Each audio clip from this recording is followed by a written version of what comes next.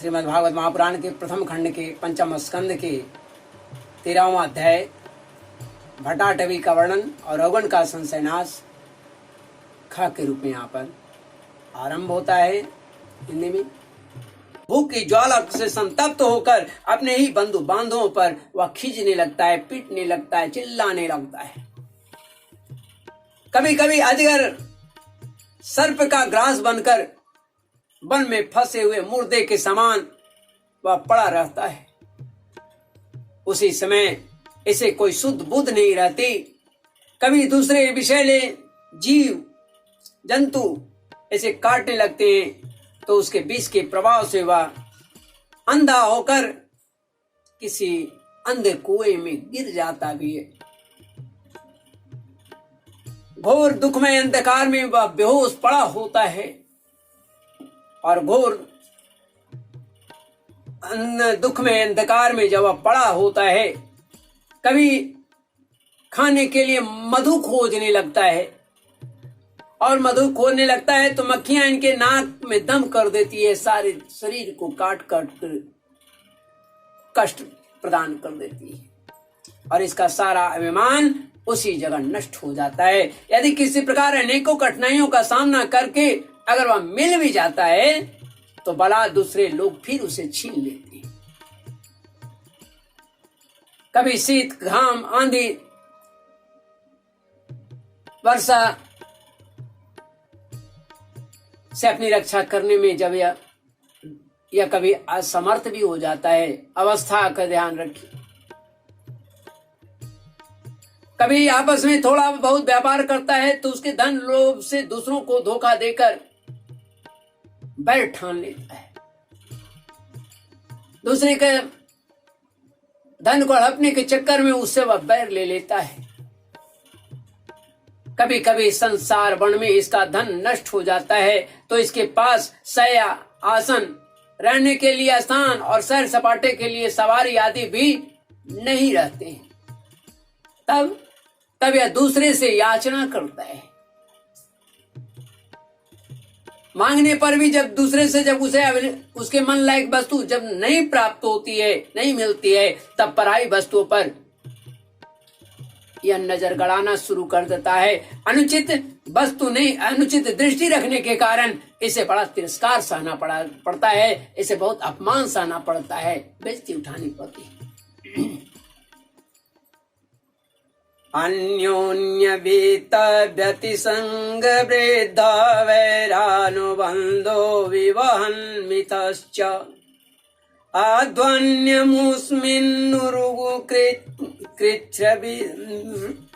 कृच्छ्रवृत्तबाधोपसर्गैर्विहरन् विपन्नः तांस्तान् विपन्नान् सायि तत्र तत्र विहाय जातं परिगृह्य सार्थः आवर्ततेऽद्यापि न कश्चिदत्र वीराध्वनः पारमुपैति योगम्। इस प्रकार व्यवहारिक संबंध के कारण एक दूसरे से द्वेष भाव बढ़ जाने पर भी वह वणिक समूह, जो वणिक का समूह है, आपस में विवादित संबंध स्थापित करता है और फिर इस मार्ग में तरह तरह के कष्ट के लिए तैयार हो जाता है। तरह तरह के कष्ट और धन क्षय आदि संकटों को भोगते भोगते मृतकवत हो जाता है, मरे हुए के समान हो जाता है। साथियों में से जो मरते जाते हैं उन्हें जहां का तहां छोड़ करके नवीन उत्पन्न हुआ को साथ लिए वह बंजारा जो है, बनिजारों का समूह पुनः आगे बढ़ता चला जाता है, आगे बढ़ता रहता है।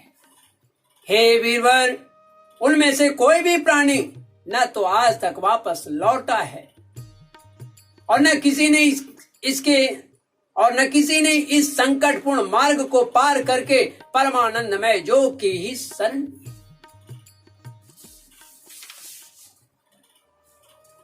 जिन्होंने बड़े बड़े दिक्पालों को जीत लिया, वे धीर वीर पुरुष भी पृथ्वी में ही आसक्ति रखते हैं, ये मेरी है, ये मैं ही इसे पालन करूंगा, मैं ही इसे रखूंगा। तो जो इस प्रकार ऐसा ही मान करके आपस में बैर ठान कर संग्राम भूमि में जूझ जाते हैं, जिन्होंने बड़े बड़े दिक्पालों को जीत लिया है, वे वीर पुरुष भी पृथ्वी में या मेरी है ऐसा ही मान करके आपस में बैर ठान कर संग्राम भूमि में जूझ जाते हैं, लड़ जाते हैं। तो भी उन्हें विष्णु भगवान जो हैं, भगवान विष्णु का वह अविनाशी पद नहीं मिलता है। जो बैरहीन परमहंसों को प्राप्त होता है, जो बैरहीन परमहंस लोग हैं, जो जिन्हें जो चीज ये प्राप्त होता है, वे ऐसे लोगों को प्राप्त नहीं होता।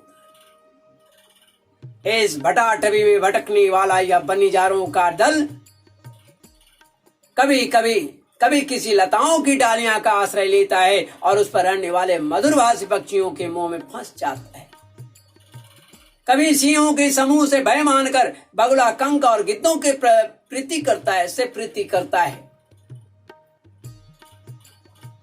जब उनसे धोखा उठाता है तब हंसों की पंक्ति में प्रवेश करना चाहता है, किंतु उसे उनका आचार नहीं सुहाता।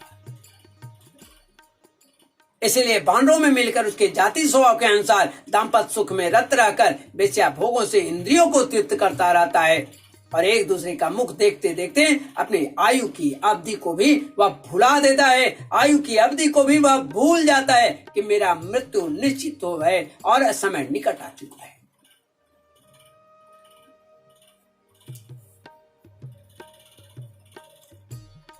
द्रोमेषु रंस्यन् सुतदार वत्सलो व्यवाय दीनो विवस स्वबन्धनि क्वचित् प्रमादाद् गिरिकान्दरे पतन् वल्लीं गृहीत्वा गजवीतया स्थितः। वहां वृक्षों में क्रीड़ा करता हुआ पुत्र और स्त्री के अश्नि पास में बंद जाता है। इसमें मैथुन की वासना इतनी बढ़ जाती है कि तरह तरह के दुर्व्यवहारों से दीन होने पर भी यह विवश होकर अपने बंधनों को तोड़ने का साहस नहीं कर पाता, हिम्मत नहीं कर पाता।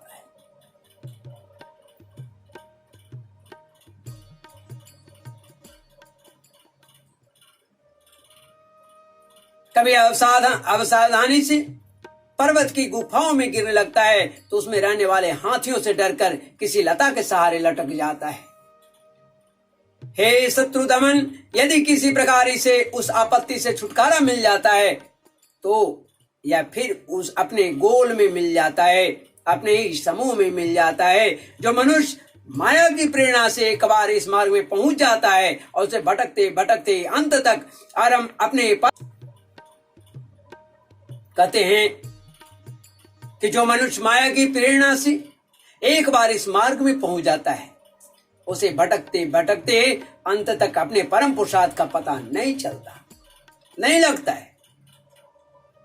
राजा रघुगण, तुम भी इसी मार्ग में भटक रहे हो, इसीलिए अब प्रजा को दंड देने का कार्य छोड़कर समस्त प्राणियों को सुहृद हो जाओ, सभी प्राणियों से प्रेम करो, अभय प्रदान करो और विषयों में अनासक्त होकर भगवत सेवा से तीक्ष्ण किया हुआ ज्ञान रूपी खड़ग लेकर इस मार्ग को पार कर लो।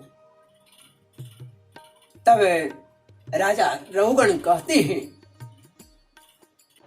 राजा रघुगण ने कहा, निर्जन्माखिल जन्म सोवनं किं जन्म विस्त्वं परेरप्यमुष्मिन् न यदृशेकेशयस कृतात्मनं महात्मनं वा प्रचुर समागमः न यद्भूतं त्वच्चरणाब्जरेणुभिर्हतां हसो भक्तिरधोक्षजे मला। माहुर्तिकाद्यस्य समागमाच्च मे दुस्तर्कमूलोपातो विवेक। राजा रघुवन ने कहा, क्या हो, समस्त योनियों में यह मनुष्य जन्म ही श्रेष्ठ है। अन्य अन्य लोकों में प्राप्त होने वाले देवादि का जो शरीर है, देवादि उत्कृष्ट जन्म जो है, जन्म से भी क्या लाभ है।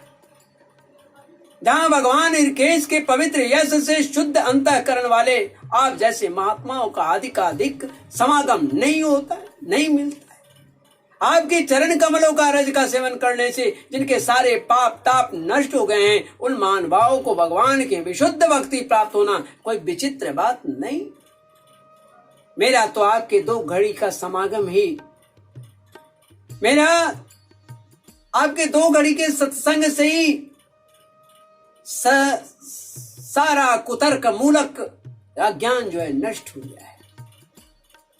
ब्रह्म ज्ञानियों में जो वयोवृद्ध हैं, नमो महद्भ्योस्तु नमः शिशुभ्यो नमो युवाभ्यो न आवटुभ्यो। जो ब्रह्म ज्ञानियों में जो वयोवृद्ध हों उन्हें नमस्कार है, जो शिशु हों उन्हें नमस्कार है, जो युवा हो उन्हें नमस्कार है, जो क्रीड़ारत बालक हो उन्हें भी नमस्कार है, जो ब्रह्मज्ञानी ब्राह्मण अवधूत वेश से पृथ्वी पर विचरते हैं, उनसे हम जैसे ऐश्वर्यमत्त राजाओं का कल्याण हो। तब सुखदेव जी कहते हैं,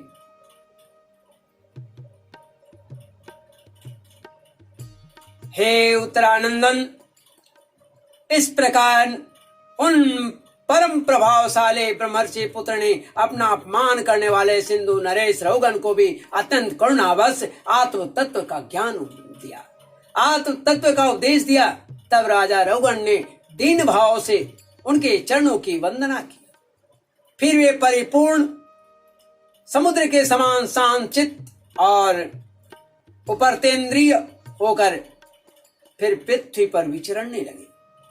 उनके सत्संग से परमात्म तत्व का ज्ञान पाकर सौवीर पति रघुगण ने भी अंतःकरण में अविद्यावश आरोपित देहात्म बुद्धि को त्याग दिया।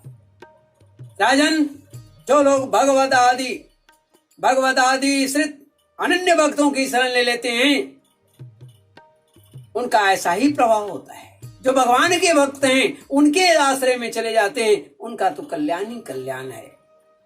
उनके पास अविद्या तो ठहर ही नहीं सकता है। राजा परीक्षित ने कहा कि हे महाभागवत मुनिश्रेष्ठ, आप परम विद्वान हैं। आपके रूप का आदि के द्वारा अप्रत्यक्ष रूप से जीवों के जिस संसार रूप मार्ग का वर्णन किया है, उस विषय की कल्पना विवेकी पुरुषों की बुद्धि ने की है। वह अल्प बुद्धि वाले पुरुषों की समझ में सुगमता से नहीं आ सकता। अतः मेरी प्रार्थना है कि इस दुर्बोध विषय को रूपक का स्पष्टीकरण करने वाले शब्दों से खोलकर समझाइए। जब राजा परीक्षित ने इस प्रकार उनसे प्रार्थना किया है, किनसे? श्री सुखदेव जी से। तब आगे सुखदेव जी 4th अध्याय में भट्टाटवी का स्पष्टीकरण करते हैं। वो कल मैं आरंभ करूंगा। एते श्रीमद्भागवते महापुराणे पारमहंस्यां संहितायां 5म स्कंदे 13अध्याय। इस प्रकार श्रीमद्भागवत महापुराण की प्रथम खंड के 5म स्कंद के अथा 13 अध्याय 13वां अध्याय भट्टाटवी का वर्णन और रघुगण का संशय नाश खा के रूप में यहाँ पर समाप्त होता है। हिंदी में